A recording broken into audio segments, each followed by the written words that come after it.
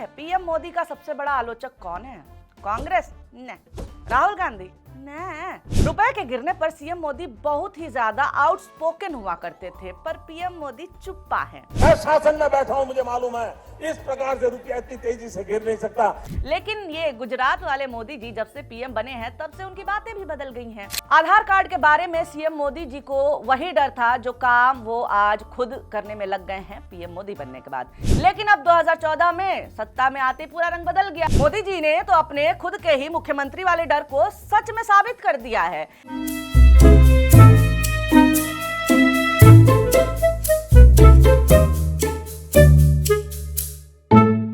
नमस्कार, मेरा नाम है निवेदिता शांडिल्य और आप देख रहे हैं पॉलिटिक्स। आपको पता है पीएम मोदी का सबसे बड़ा आलोचक कौन है? कांग्रेस? न। राहुल गांधी? न। फिर कौन? पीएम मोदी का सबसे बड़ा आलोचक सीएम मोदी हैं। इस सज्जन को क्या तकलीफ है भाई? क्या तकलीफ है इनको? विरोधियों को तर्क नहीं ढूंढना पड़ता पीएम मोदी के सरकार के खिलाफ, उन्हें तो सीएम मोदी ने ही सबसे ज्यादा टिप्स दे रखे हैं।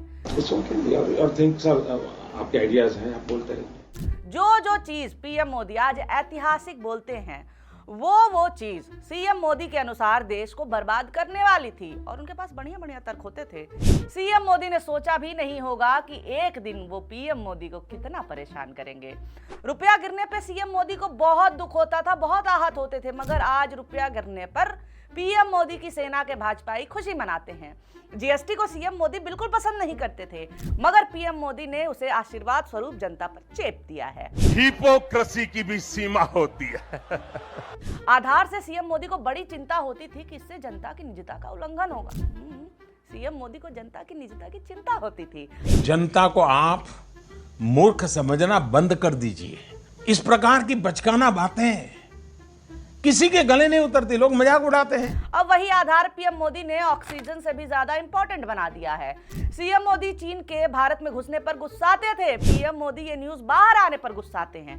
एक ही काम, झूठ बोलो, झूठ बोलो, झूठ बोलो, बार बार बोलो, बार बार बोलो, बार बार बोलो, हर जगह पे बोलो। चलिए देखते हैं आज के इस वीडियो में CM Modi versus PM Modi की लड़ाई, जिसमें जीता कोई भी हो, हारी तो जनता ही है। CM Modi versus PM Modi, first round.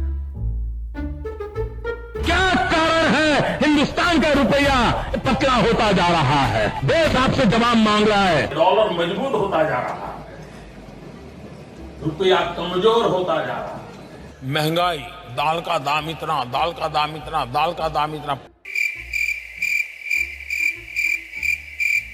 रुपए के गिरने पर सीएम मोदी बहुत ही ज्यादा आउटस्पोकन हुआ करते थे, पर पीएम मोदी चुप्पा हैं। मैं शासन में बैठा हूं, मुझे मालूम है इस प्रकार से रुपया इतनी तेजी से गिर नहीं सकता। हाँ, उनके सिपाही बहुत बढ़िया बढ़िया कारण बता रहे हैं पैसे की वैल्यू गिराने की। हाँ भाई, अब उनके हिसाब से रुपया गिरने से देश का उद्धार हो रहा है, इसका मतलब है ये जानबूझ के हमारा उद्धार कर रहे हैं। जब मोदी जी गुजरात से पीएम की रेस में दौड़ रहे थे, तब मोदी जी रुपए के बारे में कितनी मार्मिक बातें किया करते थे। उफ, कि ये रुपया नहीं गिर रहा है, ये तो प्रधानमंत्री की विश्वसनीयता गिर रही है। 1 रुपया 1 डॉलर हुआ करता था, आज 68 रुपए हो गए हैं। ये कांग्रेस ने तो देश को लूट लिया है। रुपए की ये बेइज्जती देश की बेइज्जती है। कांग्रेस ने अर्थव्यवस्था को आईसीयू में पहुंचा दिया है। अगर रुपया इतना कमजोर रहेगा तो विदेशी निवेशक भारत छोड़ करके भाग जाएंगे, देश दिवालिया हो जाएगा। हम सत्ता में आए तो रुपया जरूर मजबूत करेंगे, डॉलर को 50 के नीचे ला करके दिखाएंगे।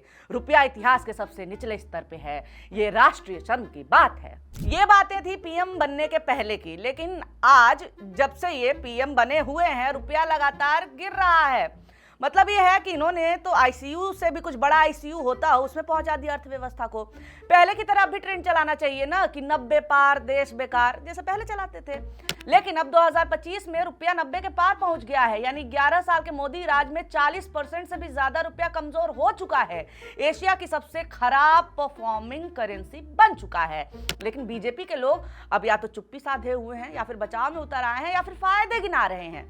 फाइनेंस मिनिस्टर निर्मला सीतारमण ने बजट 2025 में कहा कि भारत के मैक्रो फंडामेंटल्स मजबूत हैं, रुपया सिर्फ यूएस डॉलर के खिलाफ 3% कमजोर हुआ है, बाकी करेंसीज के मुकाबले स्टेबल है। वो तर्क देती हैं कि यूएस डॉलर मजबूत हो रहा है तो रुपया भी प्रभावित है। अरे रुपया कमजोर नहीं हुआ है, डॉलर मजबूत हुआ है, लेकिन चिंता की कोई बात नहीं है। विदेशी मुद्रा भंडार $700 बिलियन के पार है।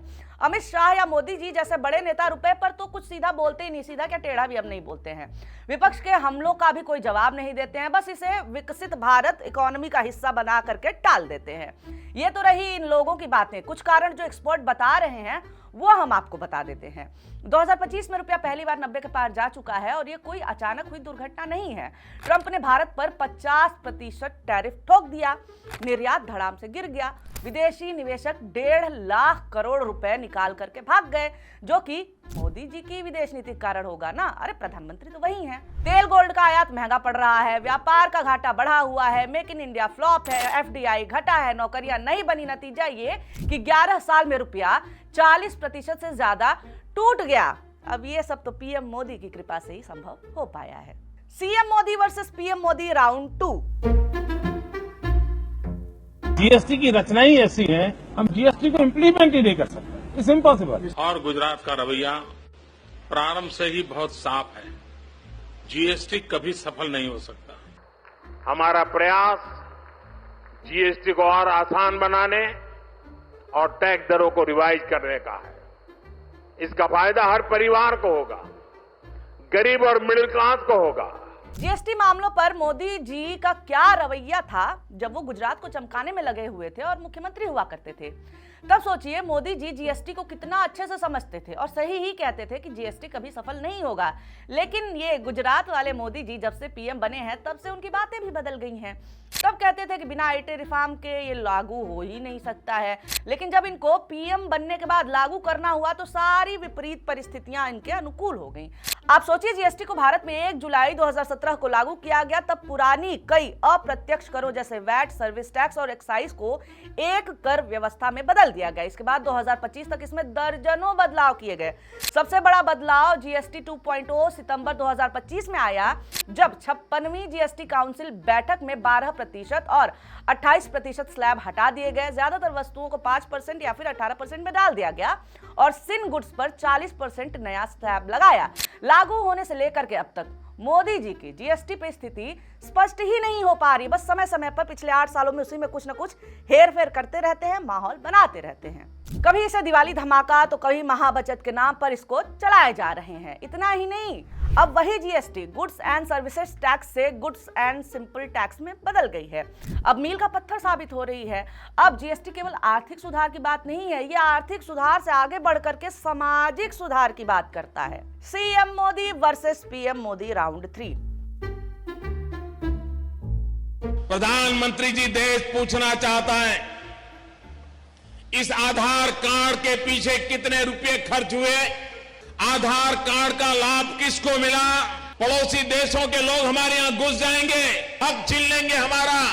आधार कार्ड के नाम पर इस देश पर एक नया संकट लाओगे तो आपको आधार का इंप्लीमेंटेशन बुरा लगने लग गया। चट भी मेरी पट भी मेरी। आज आधार के कारण डायरेक्ट बेनिफिट ट्रांसफर से आप दुखी, ऐसा नहीं है। आपका दुख का कारण है ये जो बिचौलियों की जाल थी, वो बिचौलियों की जाल खत्म हुई है। आधार कार्ड के बारे में सीएम मोदी जी को वही डर था जो काम वो आज खुद करने में लग गए हैं पीएम मोदी बनने के बाद। जैसे मोदी जी का ख्याल था कि इससे केंद्र सरकार जासूसी करेगी और 2014 तक वो बार बार बोलते थे कि आधार नागरिकों की निजता पे हमला है, ये गोपनीयता का खुला उल्लंघन है। इतना ही नहीं, उन्होंने इसे राष्ट्रीय सुरक्षा के लिए खतरा भी बताया था और यहां तक कहा था कि ये बांग्लादेशी घुसपैठियों को भारतीय नागरिक बनाने का हथियार है। सोचिए गुजरात में घुसपैठिया, मोदी जी मुख्यमंत्री रहते हुए कितने जागरूक थे कि उस समय भी घुसपैठियों की चिंता थी। गुजरात में तो उन्होंने आधार का एनरोलमेंट ही रोक दिया था और केंद्र को चिट्ठी लिखी थी कि जब तक सुप्रीम कोर्ट की मंजूरी ना हो गुजरात में आधार नहीं चलेगा। लेकिन अब 2014 में सत्ता में आते पूरा रंग बदल गया। वही मोदी जी अब आधार को दुनिया का सबसे बड़ा, सबसे शानदार डिजिटल प्रोग्राम बताते हैं। आज आधार के बिना कुछ भी नहीं होता है। बैंक खाता, gas subsidy, ration, pension, mobile SIM, आयकर रिटर्न, यहाँ तक कि बच्चों का स्कूल एडमिशन तक आधार मांगता है। जो घुसपैठिए का डर दिखाते थे, आज उसी आधार को एनपीआर और एनआरसी से जोड़कर नागरिकता साबित करने के लिए इस्तेमाल कर रहे हैं। जो गोपनीयता का रोना रोते थे, आज उसी आधार से हर व्यक्ति का पूरा डेटा एक जगह जमा कर रखा है और सुरक्षा भी नहीं कर पा रहे हैं। मतलब कि पहले बोला कि आधार बुराई की जड़ है, सत्ता में आए तो आधार को ही सरकार की रीढ़ बना दिया। ये बुराई ही रीढ़ है क्या? मोदी जी ने तो अपने खुद के ही मुख्यमंत्री वाले डर को सच में साबित कर दिया है। एक उदाहरण आप देख लीजिए। ट्रिब्यून अखबार ने दावा किया कि एक एजेंट को मामूली भुगतान से वे UIDAI वेबसाइट पर कोई भी आधार नंबर दर्ज कर सकते थे और नाम, पता, फोटो, फोन नंबर और ईमेल पते सहित उपयोगकर्ता की सारी जानकारी प्राप्त कर सकते थे। रिपोर्ट में कहा गया है कि 300 रुपए का अतिरिक्त भुगतान करने पर उन्हें सॉफ्टवेयर उपलब्ध कराया गया जिससे वो किसी भी आधार का प्रिंट भी निकाल सकते थे। इतनी कम कीमत लगाई है मोदी जी ने आप लोगों के डेटा की। ये होता है बदलाव मुख्यमंत्री और प्रधानमंत्री का। CM Modi versus PM Modi round 4। सीमा सुरक्षा बल आपके कब्जे में है, जो आपके कब्जे में है उसको तो संभालो, और जो विदेश से बारूद आता है, शस्त्र आते हैं, आतंकवादियों के पास पहुंच जाते, उसको तो रोको। कि ये जो धन विदेश से आकर के आतंकवादियों के पास जाता है आपके हाथ में है, राज्य उसमें कहीं बीच में नहीं आते, आप उसको क्यों नहीं रोकते हैं? देश के दुश्मनों ने भारत की आत्मा पर हमला करने का दुस्साहस किया है। आस्था और पर्यटन पर सबसे बड़ा खतरा होता है आतंकवाद का। आतंकियों के हौसले बढ़ते गए।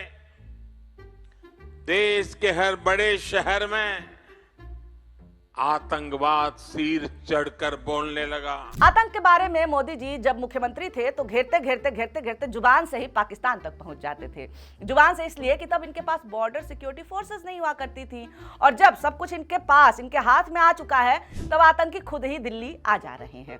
थोड़ा देख लेते हैं पहले क्या बोलते थे आतंकवाद पे और किस तरह से ये केंद्र सरकार को जम करके लताड़ते थे। 26/11 मुंबई हमलों के बाद 2008 में उन्होंने कहा था कि आतंकवाद के खिलाफ जीरो टॉलरेंस की नीति अपनानी चाहिए, लेकिन मनमोहन सिंह की सरकार कमजोर है, पाकिस्तान से सबूत मांग करके चुप हो जाती है। 2013 में बोले कि कांग्रेस ने आतंकवाद को बढ़ावा दिया है, हमारी सरकार आएगी तो हर एक आतंकी को घर में घुस के मारेगी, घर यानी पाकिस्तान। मोदी जी 14 में प्रधानमंत्री बनते हैं और 15 में चट्ट से पाकिस्तान पहुंच भी जाते हैं। आतंकी मारने गए थे, फोटो से तो ऐसा नहीं लग रहा है। अब 2025 में पीएम के रूप में मोदी जी आतंकवाद पर जीरो टॉलरेंस की नीति का ढिंढोरा पीट रहे हैं। अप्रैल 2025 में पहलगाम में 26 पर्यटकों की हत्या, उरी, पुलवामा और नवंबर में दिल्ली ब्लास्ट 13 मौतें जैसे बड़े हादसे हो चुके हैं, आतंकी घटनाएं हो चुकी हैं। आतंकी हरियाणा से लेकर के दिल्ली तक घूम रहे हैं और मोदी जी भी घूम ही रहे हैं अपनी पुरानी बातों को भूल करके। CM Modi versus PM Modi round 5। चीन आए दिन आंखें दिखाता रहता है, हमारी धरती पर घुस जाता है। ब्रह्मपुत्रा की नदी का पानी रोकने पर उतारू है, अरुणाचल प्रदेश को हड़प करने पर उतारू है। ये पड़ोसी देश हमें परेशान कर रहे हैं।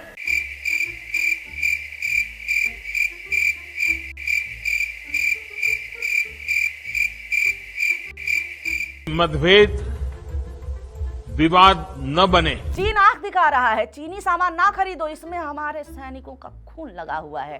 चीन ने अरुणाचल प्रदेश को अपना प्रदेश बता दिया, लेकिन मनमोहन सिंह चुप हैं। ये देशद्रोह नहीं है तो क्या है? चीन हमारी 38,000 वर्ग किलोमीटर जमीन इस समय हड़प चुका है, रोज घुसपैठ करता है, लेकिन केंद्र सरकार चीन से डरती है।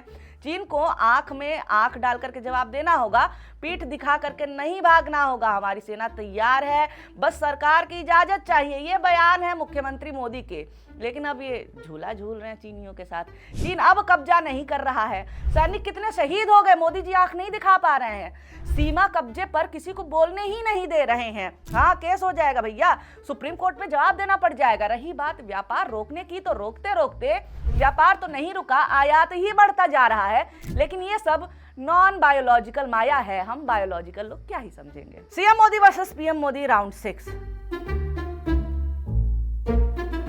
घोटालों की खबरें अखबार में छाई रहती थी। 2014 के अखबार निकाल दीजिए, 2013-14 के।